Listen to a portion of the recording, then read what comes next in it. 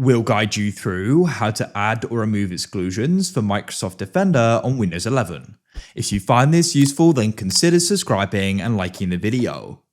When something's excluded, this means Defender and Windows Security is not going to go and be scanning it. So it can go and contain malicious or bad files, but there may be a reason why you want to do this. And we'll guide you through how you can go and remove it as well. So to get started, click search at the bottom and go and type in Windows Security like so and click here. Now what you need to do is press the 3 lines in the top left, go down and press virus and threat protection. Now in here you need to go and start scrolling down and you need to go and find virus and threat protection settings and press manage just beneath it. This will bring you here and you want to go and scroll down like so and come into exclusions. So here it says Defender won't scan items that have been excluded. So we can go and press add or remove. I've had a security pop-up that I had to agree to.